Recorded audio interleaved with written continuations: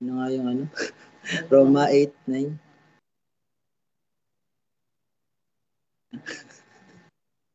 John 1:1-14. John 1:1. Kasi sa simula ay ang salita at ang salita ay kasama ng Diyos at ang salita ay Diyos. At naging tao ang salita at tumahang kasama namin. Nakita namin ang kanyang kalawalhatian ng gaya ng sa natatanging anak ng Ama, puspos ng biyaya at katotohanan. Ano nga yung Roma 8? Ngunit kayo'y wala na sa laman, kundi sa Espiritu ng Diyos. Yamang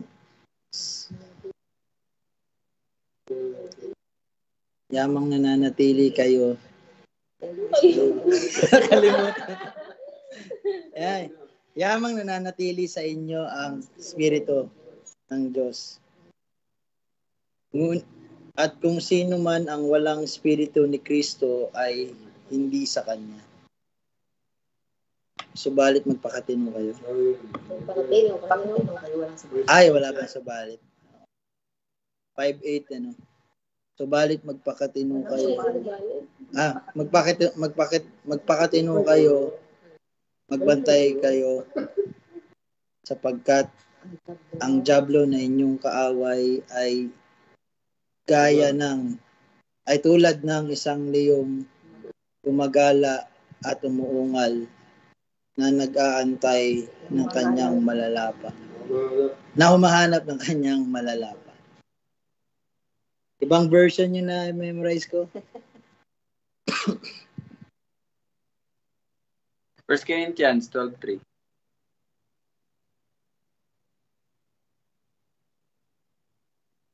Ano nga yun, Tol? Kaya't nais kong maunawaan. Corinthians 12:3. Hindi na kayong sa 12:3. Kalimutan ko na. Kaya't nais kong maunawaan ninyo na walang nagsasalita sa pamamagitan ng Espiritu ng Diyos. Sa pamamagitan ng Espiritu.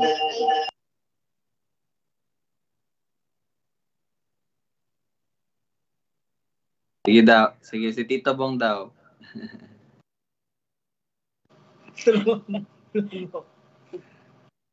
Ano yun?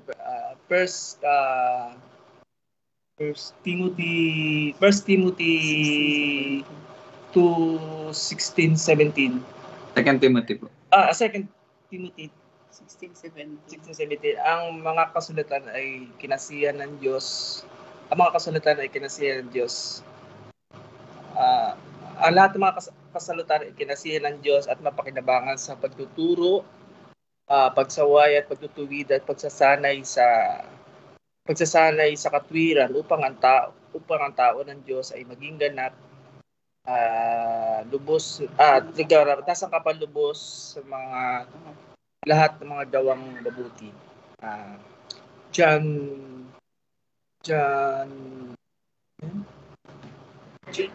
3:21. Subalit ang gumagawa ng katotohanan ay lumalapit sa ilaw at malinaw na mahayag na ang kanyang kautusan ang kanyang mga gawa ay naayos sa kanyang kalooban. Naayos sa Diyos. Yun. Ano ba? John 3:16. Sapagkat gayon na lamang pag-ibig ng Diyos sa libutan, binigay niya ang tanging anak upang ang lahat ay sumampalataya at di mapahamak kundi magkaroon ng buhay na walang hanggan. Ang galing. Ano pa?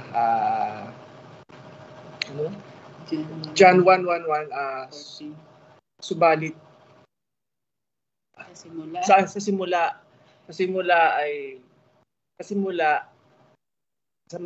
simula ay salita at ang salita ay kasama ng Diyos at ang salita ay Diyos at at at naging tao ang salita at tumahang kasama namin at nakita namin ang kaluwalhatian gaya ng isang tanging anak ng Ama na puspos ng biyaya at katotohanan. Roma 8:9. Subalit ngunit kayo wala sa Panginoon. Ngunit kayo wala sa laman kundi nasa Espiritu. Ang yamang nanatili sa inyo ang Espiritu ng Diyos.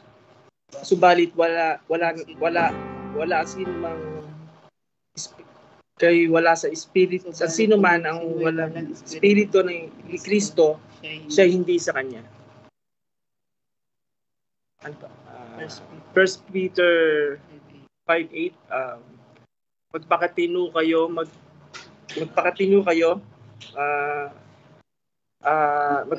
at magbantay.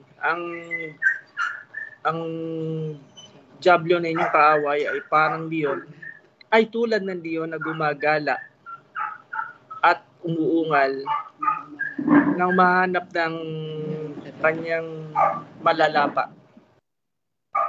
Tapos sa 1 Corinthians 12:3 na kaya't kayo'y nasa laman. Kahit nais kong maunawaan. Ano na? Kahit nais kong maunawaan. Kahit nais kung maunawaan nyo na magsasalita. Kahit nais kung maunawaan nyo na wala magsasalita sa pamagitan ng Espiritu ng Diyos at wala magsasabi na si Jesus nasumpain si Jesus at walang makapagsasabi na si Jesus ay Panginoon maliban sa pamamagitan ng Espiritu Santo. 1 Corinthians 12:13. 3:12-13. Subalit sa pamamagitan sapagkat sa pamamagitan ng Espiritu Santo sapagkat sa pamamagitan ng Espiritu ay binaptismuhan tayo sa pamamagitan ng tayong lahat tungo sa isang katawan, maging Hudyo o Griego o mga alipin o mga laya, at tayo lahat ay pinainom sa isang espiritu. Ayun lang po. Ano po kaya mo na isa? Ano pa ba yun? Tita Amy. Meron pa kawikan? Oo. Hindi, okay. Next week na po yan. Okay lang. Yung mga out. Sige. Ay kami. Tita Amy po. Last na po. Tapos bukas na ulit. Ang lahat ng kasulatan. 2 Timothy 16:17. Ang lahat ng kasulatan ay kinasiyahan ng Diyos at mapapakinabangan sa pagtuturo, sa pagsaway, sa pagtutuwid, sa pagsasanay sa katuwiran, upang ang tao ng Diyos ay maging ganap na sasangkapang lubos sa lahat ng gawang mabuti. John 3:21. Subalit ang gumagawa ng katotohanan ay lumalapit sa ilaw upang malinaw na maihayag na ang kanyang magawa ay naayon sa Diyos. John 3:16. Sapagkat gayon na lamang ang pagmamahal ng Diyos pag-ibig ng Diyos sa sanlibutan at ibinigay niya ang kanyang tanging anak upang ang bawat sumampalataya sa kanya ay hindi mapahamak kundi magkaroon ng buhay na walang hanggan. John 1:14. Sa simula ay ang salita at ang salita ay kasama ng Diyos at ang salita ay Diyos at naging tao ang salita at tumahang kasama namin at nakita namin ang kanyang kaluwalhatian gaya ng tanging anak ng Ama, puspos ng biyaya at katotohanan. Roma 8:9. Roma 8:9. Ngunit kayo wala sa laman, kundi nasa Espiritu. kung di nasa espiritu, subalit. Oo. Subalit kung wala sa inyo ang espiritu ni Kristo, siya'y hindi sa kanya. 1 Peter 5:8. Magpakatino kayo, magbantay kayo. Ang dyablo na inyong kaaway ay tulad ng liyong gumagala at umuungal na humahanap ng kanyang malalapa. Yung isa. Corinthians 12:3. Corinthians 12:3.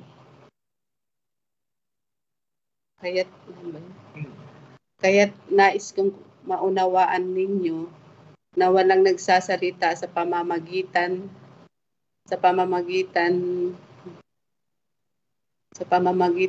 ni Ng Espiritu. sa pamamagitan ng espiritu na magsasabi, ang espiritu ng Diyos na magsasabi na sumpain si Jesus at walang magsasabing si Jesus ay Panginoon maliban sa Espiritu Santo. First 12:13. 1 Corinto 12:13. Sapagkat sa pamamagitan ng espiritu ng isang espiritu ay binautismuhan tayong lahat tungo sa isang katawan, maging Hudyo o Griego o mga alipin o mga laya. Lahat tayo pinainom sa isang espiritu. Okay. Alright, thank you po sa lahat ng mga recite ngayon sa Bible verses, no? So, yun po. Bakit ba tayo nag-memory verse? So, para po lagi natin siya matandaan at yun, patuloy natin pagbulay-bulayan at sundin.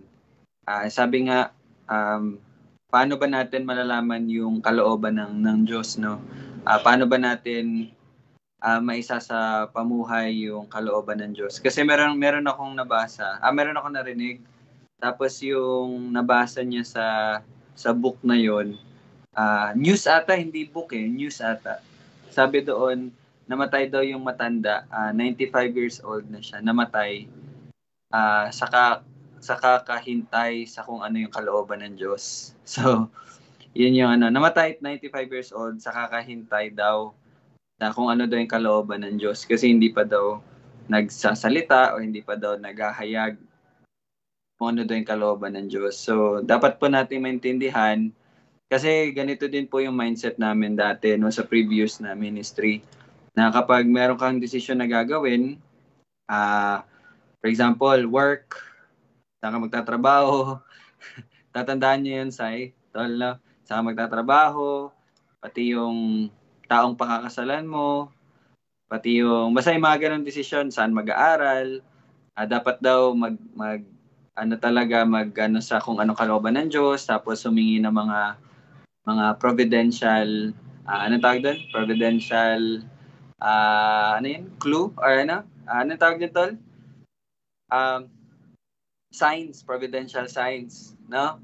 Na meron pa akong natandaan, sabi nila, yung babaeng pinakasalan niya, humingi daw siya ng sign kay Lord. Sabi niya, Lord, kapag yung suot niya ngayon, pagdating niya dito, kulay pula, siya na yung papakasalan ko. Yung mga ganong mga pag-sisik ng will ni Lord, mali po pala yung mga ganon, no? So, hindi ganon ang pag-seek ng will ni God.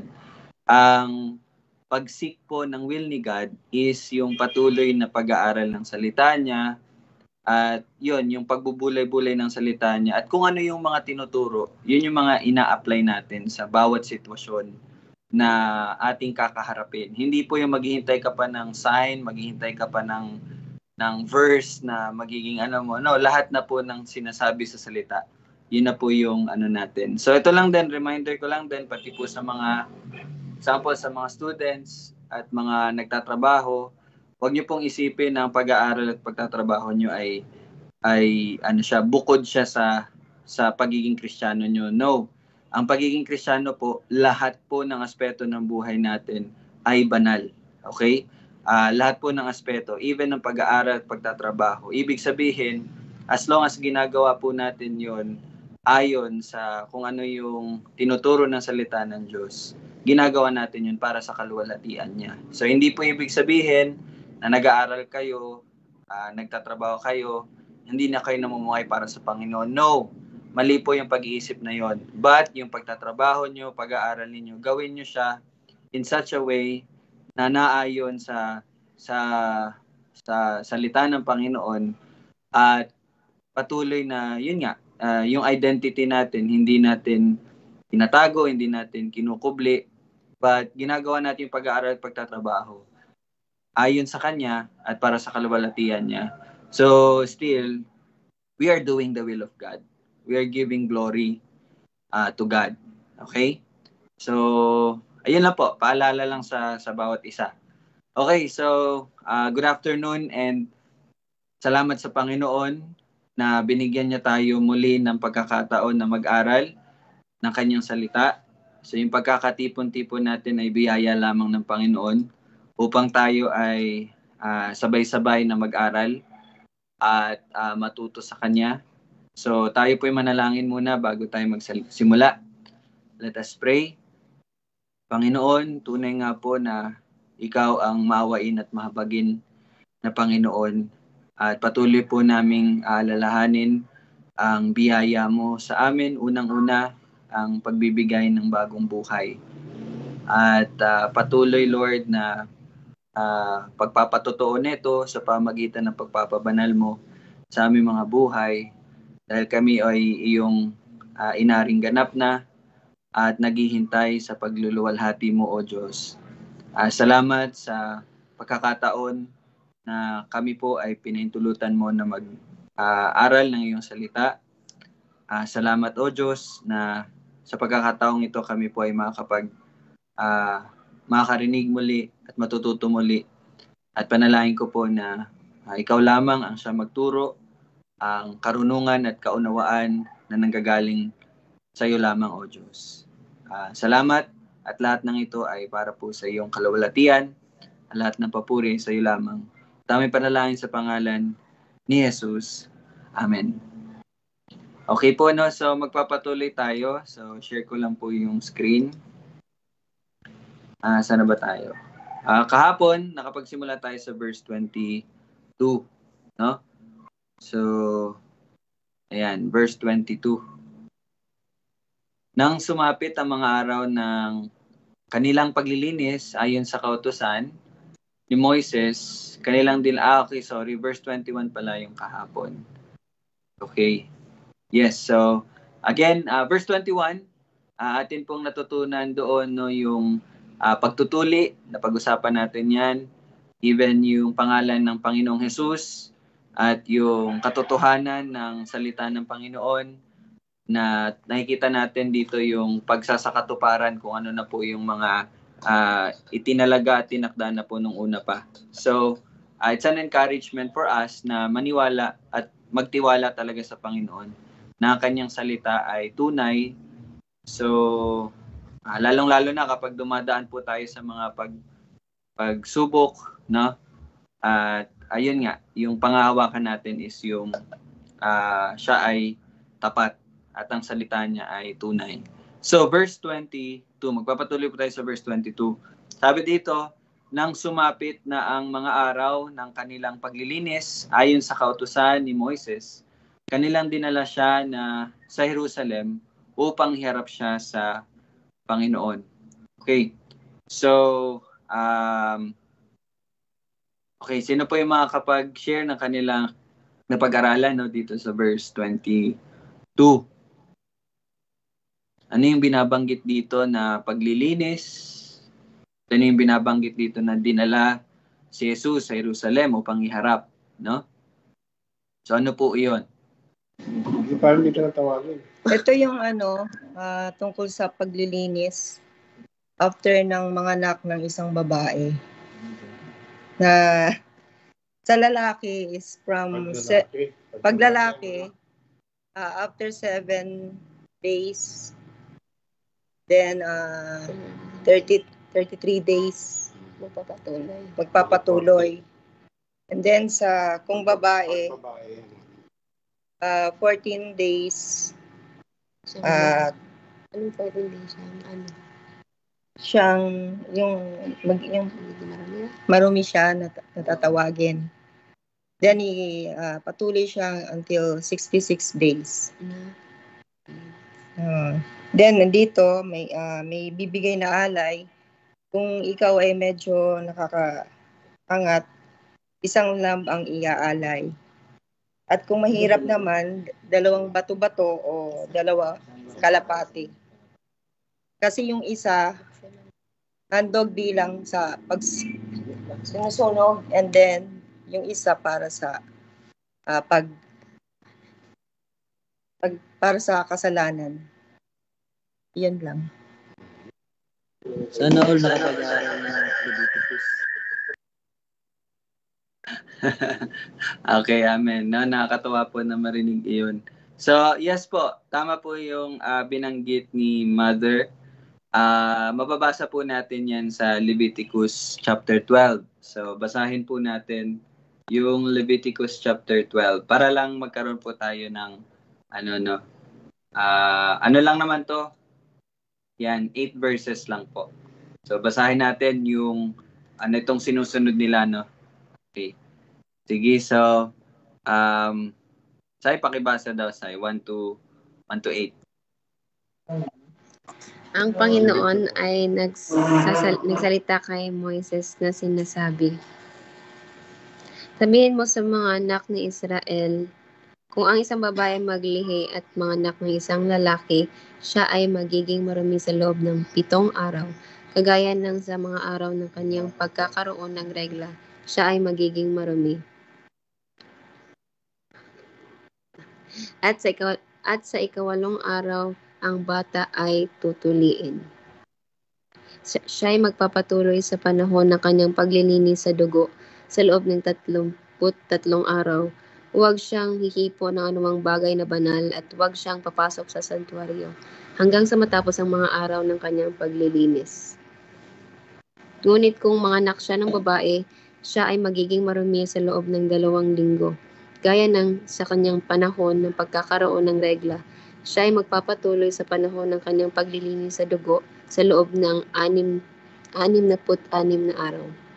Kapag ang mga araw ng kanyang paglilinis ay matapos na, maging sa anak na lalaki o sa anak na babae, siya ay magdadala sa paring nasa pintuan ng toldang tipanan ng 1 taong gulang na kordero bilang handog na sinusunog at 1 batang kalapati o 1 bato-bato bilang handog pangkasalanan. Ihahandog ito ng pari sa harapan ng Panginoon at itutubos para sa kanya. At siya'y malilinis sa agos ng kanyang dugo. At ang batas tungkol sa kanya na nanganak, maging ng lalaki o ng babae. Kung hindi niya kayang bumili ng kordero, siya ay kukuha ng 2 bato-bato o ng 2 batang kalapati. Ang isa'y bilang handog na sinusunog at ang isa'y handog pangkasalanan. Ang pari ay gagawa ng pangtubos para sa kanya at siya'y magiging malinis. Okay, so ito po yung sinusunod nila, no? Mababasa natin yun sa Leviticus 12. So, summary, yun nga po yung sinabi ni Mami. Basta lalaki po yung anak, pagkatapos ng 7 araw, sa ikawalong araw bale, tutuloyin na po. And then magpapatuloy po yung nanay sa paglilinis for 33 days. Now, kung babae naman, times 2. So, ibig sabihin, kung babae yung anak, maglilinis yung babae for 14 days. And then, pagka 15th, siya po ay ihahandog. Or hindi naman tutuloyin yung babae, no? Okay? So, basta 14 days plus 66. No? So, total ay 80 days. So, sa lalaki, 40 days. Sa babae naman na anak, 80 days. So, pagkatapos noon, dun pa lang ihahandog yung bata. Dun pa lang ihahandog yung panganay. Okay? Sa Panginoon. Now, sa pagbabasa po natin nung sinabi, meron po ba kayong napansin or natutunan patungkol doon? Yung sa paglilinis ng nanay. Di ba pagkatapos po na maglinis, maghahandog din sila. No? Tama? So kapag, sabi nga ni Mami, nakaluwag-luwag, nakaangat ka, kordero, no? Ang iyong ialay. Tapos meron pang isa kasi para sa dalawa 'yon burnt offering tsaka sin offering. Okay? So mamaya i-define din natin yung burnt offering tsaka sin offering. So anyway, may napansin po ba kayo doon sa Leviticus 12? Anong pwede nating makita doon? Ito, specifically ito ay para po sa nanay. Okay? Para sa nanay. At tandaan nyo po, may sinabi din doon na hindi siya pwedeng humawak na kahit na ano. Okay? Hindi siya, okay, anong verse yun?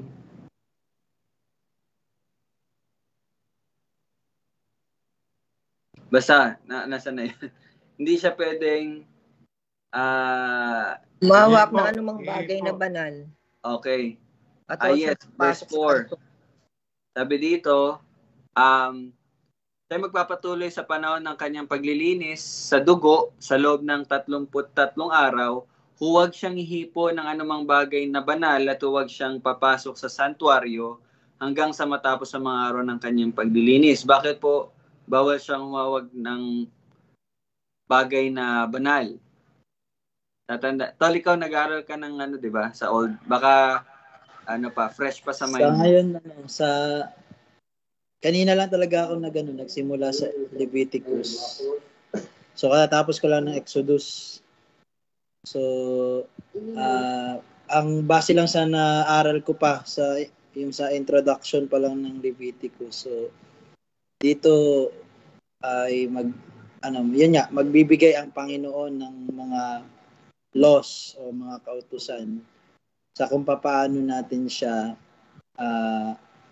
kikilalanin, sa kung paano natin siya bibigyan ng halaga o worship, paano natin natin itataas ang Panginoon sa kanyang nararapat na posisyon. At yung posisyon na yun ay ang kabanalan. Ang ibig po sabihin ng kabanalan is beyond and different from us. Kumbaga, iba siya sa atin. Hindi po nangangahulugan na iba ang ibig sabihin ng yun nga, dahil siya ay banal at tayo ay hindi banal. Tayo ay iba sa kanya. Ibig sabihin tayo ay malayo sa kanya.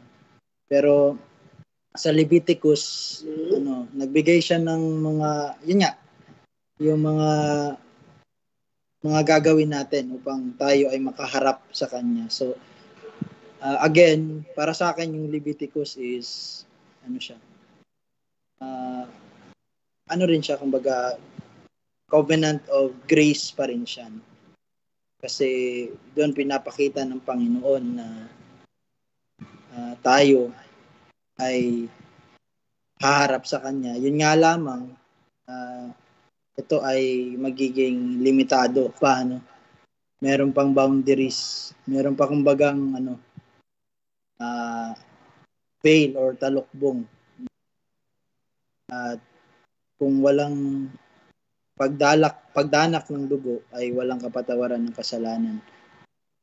So, sa nakita natin dito sa yung ginagawang seremonya or ceremonial rites sa pagpupurify, tapos mamaya sa paghahandog. So, ayun. Ibig sabihin talaga na pagpapakita to na may iisa lamang talagang Diyos. At siya ay nararapat na i-worship ayon sa kung ano yung kanyang. Kumbaga, yung Leviticus kasi kung mababasa natin, makikita natin yung pagiging eksakto ng bawat gawain. So yan, medyo maingay lang. So, pakidagdagan na lang. Yes po. So maganda na nabanggit mo tol yung introduction ng Leviticus. By the way, Genesis, Exodus, Leviticus, di po ba? So yung sa Leviticus po, mga mga batas or alituntunin na dapat sundin upang yun nga paano kilalanin at paano po sambahin ng Panginoon sa time na iyon po, okay? Doon po na-introduce, doon po natin makikita yung tabernakulo. So sana natatandaan niyo po yung tabernakulo, no? And then dito, kung mapapansin niyo po dito, kailangan ng pag-purify or paglilinis, di po ba? Tapos bawal siya na humipo ng anumang bagay na banal. Hindi ko lang completely natatandaan kung bakit, pero sa tingin ko dahil kumbaga yun nga, hindi siya malinis. Okay? Hindi siya malinis. So hindi ko alam exactly kung ano mangyayari kung siya makahipo ng isang banal. Maybe she will die or he will die. Okay? Basta ganun po yun. Bali, ganito po ang dapat na picture out natin bawat isa sa atin. Yung sinabi talaga na ang sinabi ng Panginoon, ako ay banal at lahat ng lalapit sa akin ay tuturing akong banal. Okay? So, kung wala po itong mga paglilinis na ginagawa nila, gaya po ng nangyayari sa mga pari at punong pari na pumapasok po sa kabanal-banalan, sa dakong kabanal-banalan, sila po ay mamamatay. Why? Kasi nga, banal ang Panginoon eh. At kung sino man ang pumasok doon na may dumi, hindi banal, sila ay mamamatay. Kaya nga po, di ba sabi ni Kuya kanina, may talukbong. Meron po talagang division at that time. Why? Kasi nga, banal po ang Diyos, hindi po tayong banal. Tapos kailangan nila maghandog. Ito na po. Di ba, meron pong binanggit dito, yung sa Tagalog is, ano yun? Yung burnt offering, tsaka handog na sinusunog. Ano yun? Anong verse ba yun? Sin offering. Sin offering, tsaka po burnt offering. Now, meron pong iba't ibang klase. May 5 pong klase ng offering in the old times. Nakalimutan ko lang lahat. As much as I remember, burnt offering, sin offering, transgression offering ba yun? Peace offering. Basta yung kalima nakalimutan ko po. Pero ganito po yung kaibahan niya. Yung burnt offering po, hindi po siya mandatory. Okay? Hindi mandatory ang burnt offering. Pag sinabi nating mandatory, yung kailangan talaga. Ano siya? Kusa. Voluntary siya. Okay? Voluntary po ang burnt offering. Ano to siya? Yun nga, yung parang pagpapasalamat mo sa Panginoon, paghahandag mo sa Panginoon. And isa pa sa dahilan is parang kabayaran po sa mga unintentional na kasalanan. Okay? O yung mga kasalanan na hindi nila alam, mali pala, tapos later on, na pagtanto nila na mali pala yun. So yung mga burnt offering, para po dun sa mga ganong klase ng kasalanan. Okay? At para po siya sa pagpapasalamat sa Panginoon. Now, ano naman po yung sin offering? Yung sin offering po is mandatory. Okay? From the title itself, sin offering is para po sa mga kasalanang nagawa. Okay? So makita nyo dito, kailangan ng paglilinis kasi kung wala po ang paglilinis, hindi sila makakapasok sa santuario or presensya ng Panginoon. In which sumasalamin po yan sa, yun nga, itong nahayag na ngayon sa atin na kung wala po, yung sinabi ni Kuya, kung walang pagdanak ng dugo, walang kapatawaran ng kasalanan. Ibig sabihin, walang paglilinis at walang sino man ang makakapasok sa presensya ng Panginoon. Okay? Pero sino ang kordero, the perfect sacrifice na meron tayo, yun po ay ang Panginoong Hesukristo. Kung kaya tayo po, yung mga tunay po na nananampalataya, they are now in the presence of God. Okay? They are now living in the presence of God. Okay? Sila po, yung mga mananampalataya ay may tunay ng relasyon sa Panginoon. Now, ano po isang bagay na makita natin dito? Ito naisip ko lang, makita talaga natin na si Maria po, marumi. Ibig sabihin, may kasalanan talaga si Maria. Kasi kung Roman Catholic will claim na si Maria po ay walang dungis o siya ay banal, siya ay walang kasalanan, it's very wrong. No, kasi dito pa lang makita natin kailangan niyang maglinis at kailangan niya din na mag-offer kasi siya po ay may kasalanan. Kailangan niyang ma-purify, kailangan niya maghandog ng mga handog na iyon kasi nga meron siyang kasalanan. Yun ang isa sa mga bagay na atin pong makikita dito sa 22. Wala lang, naidagdag ko lang, naisingit ko lang po si Maria. Okay? So you see? Alright? Sige tol, may madagdag ka? Yan, magandang na ipasok yung yung kay sa kay Maria. Pero may dadagdag ko na lamang din, yung ginawa ni Maria, 'di ba? Sabi mo nga ito ay para sa kanya, no? Dahil hindi siya maaring mag-alay o mag-dedicate ng yung kanyang anak, no? Sa templo kung siya ay marumi. And gano'n na naman natin makikita na importante talaga, no, na maka-Diyos si Maria, no, na ina ng Diyos. Ina ng Diyos. Tapos may dagdag ko lang rin na yung ginawa niyang pag-purify ay hindi para kay Jesus. Hindi para dun sa batang Jesus. Ito ay para sa kanya. Sapagkat yung batang Jesus ay malinis. No? Malinis, walang dungis, no? Walang bahid ng kasalanan po ang batang Jesus. Kaya importante po yung virgin birth ng ating Panginoong Jesus. So, yun, maganda na naikaklaro yun sa atin. So, yun lang tol. Yes, tama 'yon kasi kapag binasa niyo po yung Leviticus 12, baka po malito kayo. Para kanino ba 'yon? Para kanino ba yung handog na 'yon? Para kanino ba yung paglilinis na 'yon? Leviticus 12 ay para po sa mga nanay. Okay? So, yung pong binasa natin ay para po kay Maria. Okay? So, sana clear na po 'yan sa atin. Okay? So, yes, yun po ang sa Luke chapter 2 verse 22. Patungkol po dito sa paglilinis. Okay? Then, ano pa yung sunod? Pagkatapos ng paglilinis, dito sinabi, kanilang dinala siya sa Jerusalem upang iharap siya sa Panginoon. So, ano naman po ito? I think connected siya sa verse 23. So, basahin natin yung verse 23. Ito, okay, yun po, no? Ito, yung paghandog sa kanya, ito ay ayon sa nasusulat sa kautusan ng Panginoon, ang bawat panganay na lalaki ay tatawaging banal sa Panginoon. Okay, sige po, share nyo po kung ano po yung pag-aralan nyo po. Patungkol po dito, connected po siya sa 22 itong kanilang dinala siya sa Jerusalem upang iharap siya sa Panginoon. Ito ay ayon sa nasusulat sa kautusan ng Panginoon, ang bawat panganay na lalaki ay tatawaging banal sa Panginoon.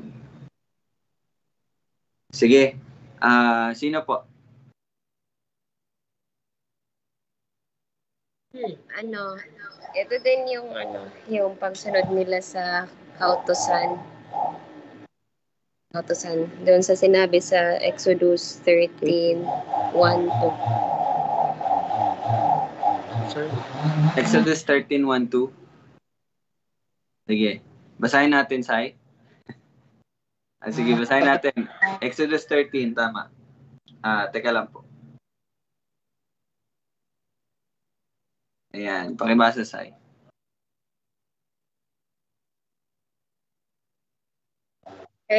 Exodus 13:1-2. Italaga mo sa akin ang lahat ng mga panganay, anumang nagbubukas ng bahay bata sa mga anak ni Israel, maging sa tao at maging sa hayop ay akin. Yes. Actually, gusto ko pong basahin yung hanggang verse 22. Para po malaman natin, no, yung ano. So, pwede po ba makinig kayo carefully? Basahin po ni Siren yung hanggang verse 22. So, para po makita nyo po, ano ba yung background? Bakit inaalay? Okay? Bakit inaalay or bakit inihahandog or bakit itinatalaga yung lahat ng mga panganay? Okay? So, alam nyo na po ba? Kasi kung alam nyo na, hindi na natin babasahin hanggang 22. Pero kung meron po sa atin, medyo hindi pa klaro sa kanila, bakit ba inahandog? Bakit itinatalaga yung panganay? Babasahin. Sige, basahin na lang natin, no? Sige, Sai, pakibasa sa hanggang 22, Sai. Parang maingay ko yan. Maingay ba? Oo, maingay nga. Iba na lang, dito na lang. Ikaw na lang, Jamie. Hanggang 22. Makinig po kayong maigi. Pakibasa na maayos, Bal, ha? Para klaro yung ano.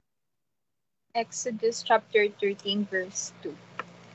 Italaga mo sa akin ang lahat ng mga panganay, anumang nagbubukas ng bahay bata sa mga anak ni Israel, maging sa tao at maging sa hayop ay akin.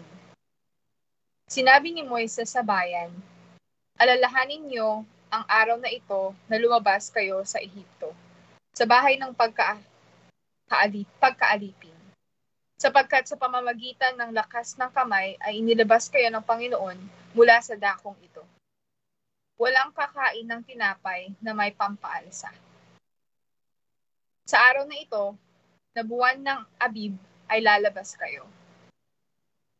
Kapag dinala ka ng Panginoon sa lupain ng mga Cananeo, Heteo, Amoreo, Haveo, at Jebuseo, na kanyang pinangako sa inyong mga ninuno na ibibigay sa inyo, isang lupain dinadaluyan ng gatas at pulot, iyong iingatan ang pangingiling na ito. 7 araw nakakain kayo ng tinapay na walang pampaalsa, at sa ika-7 araw ay magkakaroon ng isang kapistahan sa Panginoon. Tinapay na walang pampaalsa ang kakainin sa loob ng 7 araw. At dapat walang makitang tinapay na may pampaalsa sa iyo, na ni makikita ng pampaalsa sa iyo sa lahat ng iyong nasasakupan. Sasabihin mo sa iyong anak sa araw na iyon, dahil sa ginawa ng Panginoon sa akin nang ako'y umalis sa Ehipto. Iyon ay nagsisilbing isang tanda para sa iyo sa ibabaw ng iyong kamay at bilang alaala sa pagitan ng iyong mga mata, upang ang kautusan ng Panginoon ay sumaiyong bibig, sapagkat sa pamamagitan ng makapangyarihang kamay ay inilabas ka ng Panginoon sa Ehipto. Kaya't ingatan mo ang tuntuning ito sa takdang panahon nito taon-taon. Kapag dinala ka ng Panginoon sa lupain ng Cananeo, gaya ng pinangako sa iyo at sa iyong mga ninuno, at pagkabigay niyon sa iyo, ibubukod mo para sa Panginoon ang lahat ng nagbubukas ng bahay bata. Lahat ng panganay na lalaki ng iyong mga hayop ay sa Panginoon. At kapag nagtanong sa iyo ang iyong anak sa panahong darating, nasasabihin mo, bawat panganay ng asno ay tutubusin mo ng isang kordeo, at kung hindi mo tutubusin ito, iyong babaliin ang leeg nito. Lahat ng mga panganay na lalaki sa iyong mga anak ay iyong tutubusin. At kapag nagtanong sa iyo ang iyong anak sa panahong darating, nasasabihin, ano ito? Iyong sasabihin sa kanya, sa pamamagitan ng lakas ng kamay ay inilabas tayo ng Panginoon sa Ehipto mula sa bahay ng pagkakaalipin. Nang magpatigas ang Faraon na hindi kami payagang umalis, ay pinatay ng Panginoon ang lahat ng mga panganay sa lupain ng Ehipto, ang panganay ng tao at gayon din ang panganay ng hayop. Kaya't aking ihahandog sa Panginoon ang lahat ng mga lalaki na nagbukas ng bahay bata. Ngunit lahat ng panganay ng aking anak ay aking tinutubos. Ito ay magiging tanda sa iyong kamay at bilang alaala sa pagitan ng iyong mga mata, sapagkat sa pamamagitan ng lakas ng kamay ay nilabas tayo ng Panginoon sa Ehipto. Nang payagan ng Faraon na umalis ang bayan, hindi sila dinala ng Diyos sa daang patungo sa lupain ng mga Filisteo. Bagaman malapit iyon, sapagkat sinabi ng Diyos, baka ang bayan ay magsisi kapag nakakita ng digmaan at magbalikan sa Ehipto. Kundi pinubayan ng Diyos ang taong bayan, paikot sa daang patungo sa ilang, sa tabi ng dagat na pula.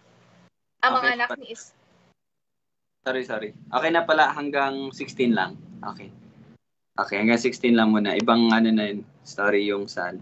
Alright, so ayun po, yun po yung salamat Jamie. Yun po yung story, yun po yung background, bakit po may inahandog. Bakit inahandog yung mga, yung mga panganay na lalaki sa Panginoon. So, sino dito yung makakapag-summarize? Okay. Para maintindihan natin, ma-check natin, na naintindihan natin yung story. So, ano pong Gitol. Kailang maingay kasi dito. Bali, na alam naman natin at nabasa naman natin sa Exodus. Sa Exodus, no, na yung huling plague o yung huling tawag ba? Ano ba yung plague sa Tagalog? Yung silot ba yun? Or yung huling ano? Ano ba yung plague, tol? Silot din nasa isip ko eh. Basta yung huling ano na, yung huling pagpapatigas na ng Panginoon sa paraon, no? At hindi pa rin niya hinayaan na sambahin ng bayan ng Israel ang kanilang Diyos, no? Sa lupang kanyang itinakda na siya ay sambahin. So, pinatay ng Diyos ang lahat ng panganay. Kaya nalaman din natin na sa panahon na yon, pinakita ng Diyos yung pag-pass over niya, no? O yung pagprotekta niya sa mga panganay ng Israel, na kung sino man yung may dugo ng kordero ay hindi sisirain o hindi papatayin ng Panginoon. So, marapat lamang na sa ginawa ng Diyos, no, sa kamay ng kapangyarihan ng Diyos, ay maalala nitong mga Hudyo yung kanyang ginawa. At sa pag-aalay ng mga panganay ay yun, pinapakita at pinapaalala ng Diyos sa kanila yung pag-iingat ng Diyos sa panahon ng Exodus. Ayun na, medyo nadidistract kasi ako sa ingay. Sige, parang bubuyog eh. Anyway, so yes, yun po yung yung story behind. Actually, ito po yung Pasko. Tandaan niyo po yung Pasko, yung 'di ba yung message sa Sunday. Ito po yung Passover, no, yung Pasko na kapistahan na pinagdiriwang po ng mga Hudyo again sa pag-alala, okay? Sa pag-alala po ng pagliligtas ng Panginoon. At dito po natin makikita na ito yung huli. Yun nga, yung huli po kasi may 10 pong ginawa ang Panginoon na ipinakita sa paraon upang hayaan niya na kumbaga para palayain na po yung mga Hudyo. At yung huli po na plague, or yun nga, yung silot, sa Bisaya man siguro ng silot. Basta yung panghuli po, yung papatayin, mamamatay po lahat ng mga panganay. At kung yung bahay po na yun ay walang dugo ng kordero, lahat po ng mga panganay doon ay mamamatay. So dito natin makikita na, kasi ganito po yun eh. Supposedly, mamamatay din po lahat talaga. Wala pong exemption. Yun ang pagkakatanda ko, tol. Kumbaga, lahat talaga mamamatay. Kaya lang, dahil nga dun sa dugo, kumbaga, nilagpasan itong mga panganay na mga Israelita. At kung kaya't, ang pinapakita dito, lahat ng panganay na mga Israelita ay sa Kanya. Dapat sa Kanya yun, kumbaga. At hindi lang po tao, but pati rin po yung mga hayop. Kaya lahat po ng mga hayop, lahat po ng mga panganay na hayop na inihahandog, di ba meron po silang inihahandog, yung mga lamb, lahat po ng hayop na inihahandog, yung mga panganay po noon, ino-offer po, okay? Inihandog sa Panginoon. Now, meron pong dalawang specific na hindi, yung asno at ang tao. Kasi hindi mo naman pwede patayin yung aso, yung tao, ihandog mo kay Lord. So, yung dalawa po na yon, tutubusin. Tutubusin po yon. Okay? So, merong another hayop na ipapalit bilang pantubos doon kasi dapat sa Panginoon yun eh. Okay? Naintindihan niyo po? So, dapat, hindi ko lang pa alam to ngayon yung bakit yung asno is kumbaga, tinutubos din? Bakit hindi siya ino-offer? May idea, ano mo ba yan? Same din ako ng sentiment. Kasi alam ko yung tao eh. Siyempre tao yun eh. Yung asno naman. Tunugin mo baga naman.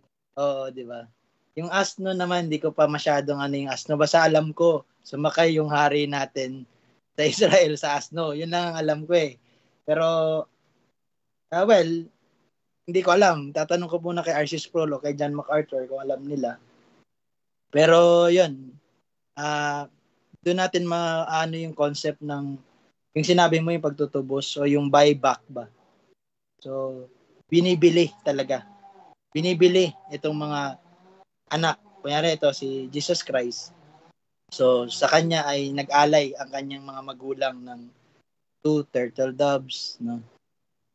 O kaya pigeon. Kasi mga ano lang sila eh. Sila ay poor lang, kumbaga.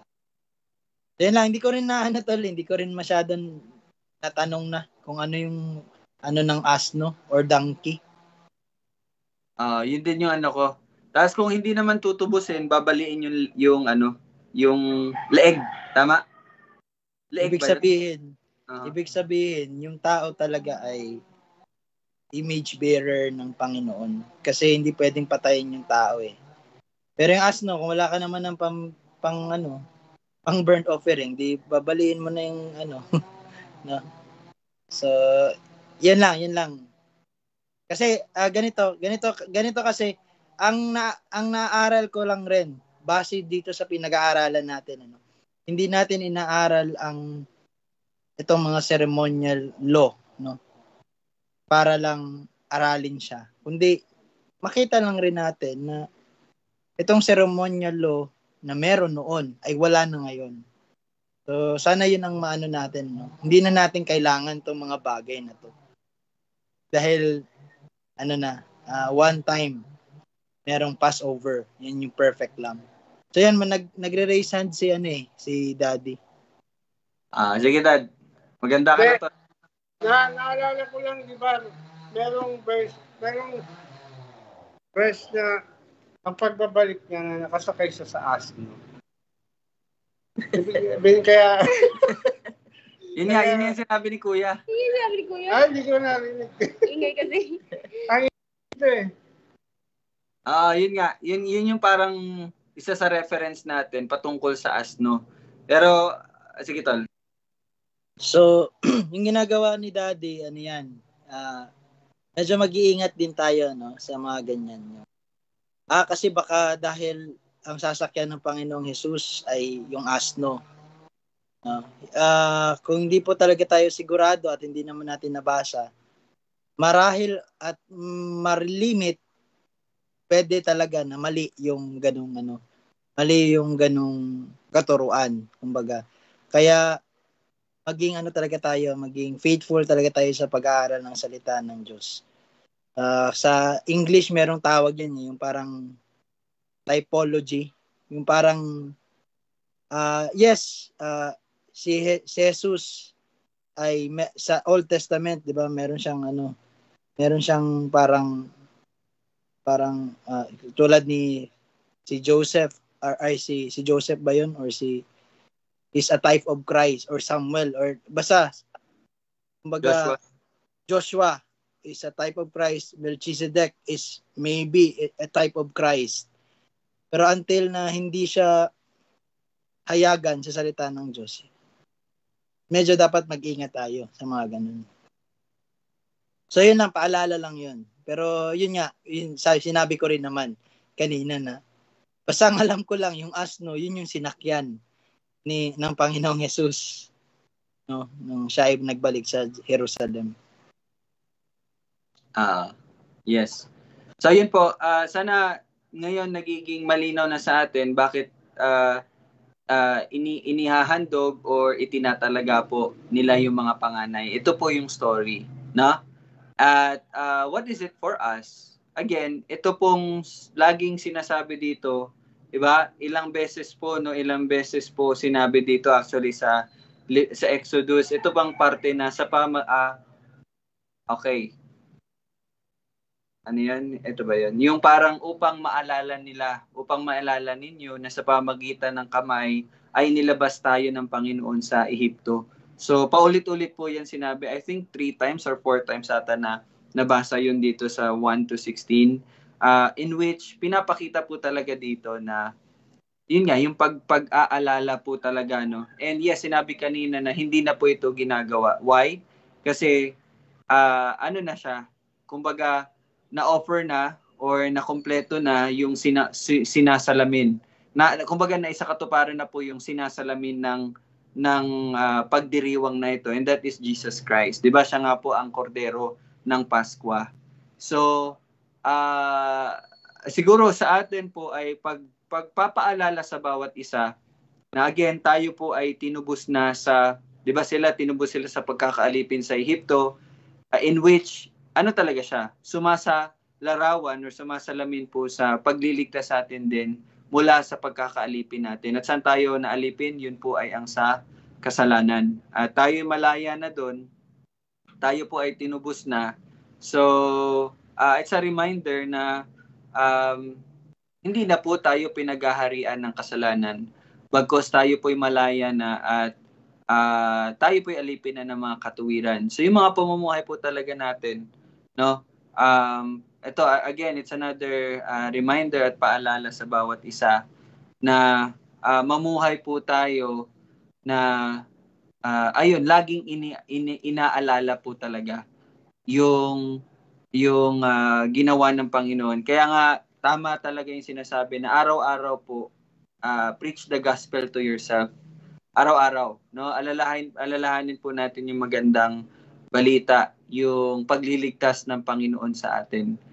At 'di ba napakagandang alalahanin po yung bagay na iyon. Kaya pag lagi mo talaga yun inaalala, it will continue to change talaga yung pag-iisip natin at yung pamumuhay natin. Gaya nga po ng ayun nga, sa ako din personally, yun po talaga yung lagi kong pinagbubulay-bulayan, tulad ni Maria. 'Di ba? Kahapon parang in-emphasize ko yung iningatan ito sa puso ni Maria at pinagbubulay-bulayan. So in the same way kasi sa akin nakaka-relate ako na that's yun din po yung ano talaga yung pamumuhay ko ngayon na sa bawat ginagawa ko at nangyayari, iniisip ko talaga lagi yung ginawa ng Panginoon sa akin. Kaya pasensya na po kung nagsisend po ako sa Messenger na mga ganun kasi hindi ko talaga mapigilan yung sarili ko na alam mo yun yung nasasaktan ako personally na kapag may nakikita ako na kapatid na hindi nag-aaral ng salita, hindi nananalangin, inuubos yung oras sa mga social media, inuubos yung mga oras sa mga bagay na pwede naman yan mamaya, pwede naman yan, hindi ko po sinasabi na wag niyong gawin yun, pero ewan ko lang, no? Pero sa akin po, ang sakit talaga, na nasasaktan ako na gano'n, ewan ko bakit, pero magiging honest po ako sa inyo, nagiging ano talaga siya sa akin ngayon. Iniiyak ko talaga yan sa Panginoon. Pinapanalangin ko talaga yan lagi. Na, Lord, minsan nga sinasabi ko na sa Panginoon, itama mo ko kung meron man akong pag sinasabi or ginagawa na kumbaga nagiging dependent ako sa sarili ko upang itong mga taong ito ay sumunod sa iyo. Kasi my only desire po talaga is makita po talaga ang bawat isa na alam niyo yun yung hindi ko man po sinasabi no na hindi niyo po iniibig ang Panginoon. Pero you know what, yung expression talaga ng pag-ibig na nakikita talaga sa buhay. Yun po talaga ang pinapanalangin ko na bawat isa sa atin. Pinapanalangin ko talaga yung iglesia ng Diyos no dito sa Kabkaben, sa bawat isa. Ganun na lamang po talaga. Ewan ko lang bakit ganun. Ewan ko kung nagiging OA po ako pero or kung ano. Pero one thing is for sure, no, yung pag-ibig sa Diyos at pag-ibig talaga sa inyo, yun yung uudyok sa akin upang lagi kayong ipanalangin. Lagi ko, 'di ba? Sabi nga ni Pablo, 'di ba ganun din sinasabi niya sa kanya sa bawat iglesia na itinalaga ng Panginoon sa kanya. So, siguro sometimes na parang yung tono ng aking mga sinesend ay parang stricto, Pero lagi po nating tandaan na yun nga, yung pati si Pablo, no? Ganun na lamang bakit niya yung ginagawa kasi ganun yung pag-ibig niya sa iglesia ng Diyos. Hindi po ako nagmamalaki, hindi to pagmamalaki or what. Pero sinasabi ko lang po talaga kung ano yung nasa puso ko talaga. Na I really want to see. Yun po talaga ang ano ko. Again, pero it's not my work. It's not my work. It's the work of Christ. Pero minsan nga napapatanong talaga ako tol sabi ko, ano bang dapat kong gawin?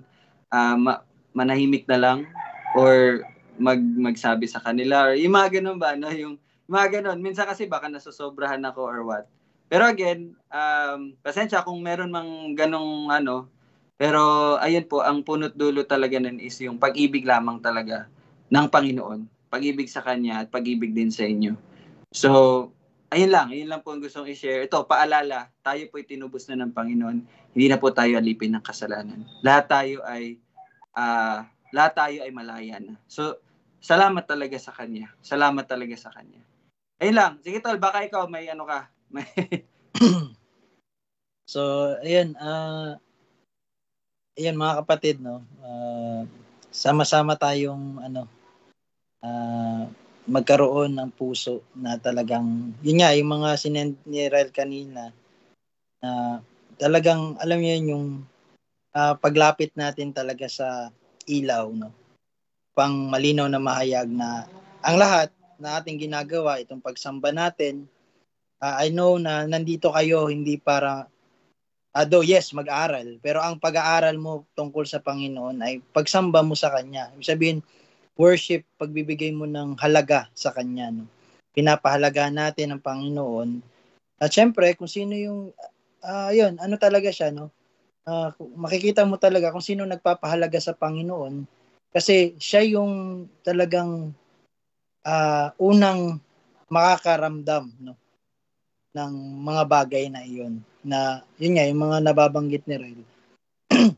So, actually, wala namang OA doon sa mga bagay na yun.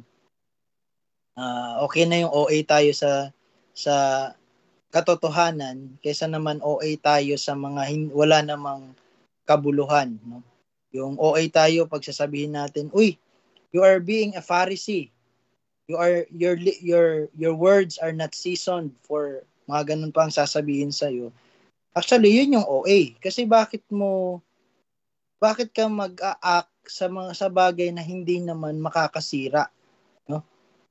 Hindi naman makakasira ang salita ng Diyos. And why are you reacting? So, you are OA, no? Overreacting ka, no? OR pala. Sa mga ganung bagay. Ibig sabihin, when we react sa salita ng Diyos, that is not okay. That is not OA at all. Hindi po yan overacting, no? It is not, sabi ko nga, di ba? It is not self-righteousness when you judge. As long as you judge according to the Word of God. Meaning, hindi mo pinaglalaban yung hindi naman Diyos. Kung Diyos-Diyosan yan, yun ang iwasan mo. No? Ano ka lang, you are zealous. Pero, di ba, sabi nga ni Pablo sa mga sa mga taga-Roma, no? Tama ba yun? Sa Roma niya ba yun? Basta yung parang nasasaktan siya para sa Israel kasi nakikita niya na gayon na lang yung pagiging zealous nitong mga kababayan niya, ngunit hindi lamang talaga nila nauunawaan, no? Isa dahil hindi sila napagpahayagan pa. So tayo, kung ang ginagawa natin ay pagpapahayag ng salita ng Diyos, so by no means, no, wag kang titigil, no? Kasi pag tumigil ka, wala na rin tayo, di ba? So, yun. But then again, it is God's working. And maisingit ko na lang rin at nag-overtime naman na rin na tayo, 5 minutes. So, ang nakita ko lang talaga doon sa nabasa natin sa 22 at saka sa 23, nakita ko talaga, no? At sana ito rin ang nakita nyo, na ang batang si Jesus ay hindi katulad ng ibang batang tao, no? Siya ay Diyos, siya ay walang kasalanan. No? Pinanganak siyang walang kasalanan. Isa yun sa una kong nakita. At pangalawa, natutuwa tayo, no? Na bagaman sinabi ko kanina na hindi na natin ginagawa itong mga seremonya na ito, pero katuwaan natin na ginawa ito ng Panginoong Hesus. Ginawa ito nung itinalagang nanay at tatay ni Hesus. At para saan? No? Upang ating lakaran. Sapagkat itong lahat, sabi nga ni Rel kanina, it is providential. Ang ibig mo sabihin ng providential, it is God governing everything under the sun. Diba? Pag sinabing everything, that includes Satan. That includes the devil. Sabi nga ni John MacArthur, walang ibang devil, kundi God's devil. Yung devil na alam natin ay devil ng Diyos. No? And all is, kumbaga, naaaral ko lang rin sa theology ngayon, yung concurrences. Diba meron tayong occur, incur, concur. So yung concur po is yung kahit na kasalanan pa yan o ano pa mang ginagawa natin, nangyayari yan, hindi inaapakan ng Diyos na para wala na tayong free will. Pero lahat ng ginagawa natin out of our free will is under the sovereign will of God. So providence pa rin ng Panginoon. So sana natutuwa tayo na ganito, napaka masusi, no, nung mga tao na nasa palibot ng Panginoong Hesus nung bata siya, no. Bata siya, wala naman siyang ginagawa nung bata siya eh. Akala nyo lang yon, wala siyang ginagawa. But in the eternity past, no, nagkasundo, nagkatipan na itong Diyos Ama at Diyos Anak na ang lahat ng gagawin ng anak sa lupa ay para sa kaligtasan. At yung kaligtasan na yon ay sa Ama. Kumbaga, ito ay kalooban ng Diyos. So yan, hindi ko na po ano yan. Basta yun naman po ang aking naano dun sa 22 and 23. Napaka po talaga ng ano na yun. Yung salita talaga ng Diyos talagang siksik, liglig at umaapaw. No? Ngayon ko lamang po yan naiintindihan sapagkat dati ang alam ko lang po na siksik, liglig at umaapaw. Pag nagbigay ka, bibigay rin sa'yo. Hindi po ganun. No? Wala po tayong binigay. Ang Diyos ang lahat ang nagbigay. So yan. Amen. No? So salamat talaga sa ating Panginoon na tagapagligtas. So pagbulay-bulayan po natin yan lagi. At ayun nga, ang pag-ibig niya talaga ang patuloy din na magbabago sa atin. No? So salamat po sa mga, again, salamat sa Panginoon at kayo ay nandito. Salamat sa Kanya. Tayo po ay manalangin sa ating pagtatapos. Let's pray. O Diyos, Ikaw po ay dinadakila namin sa dakila mong pag-ibig. Salamat na kami ay nagkaroon ng pagkasabik sa iyong salita dahil sa pagbibigay mo ng bagong buhay, bagong puso, kami bagong nilalang na.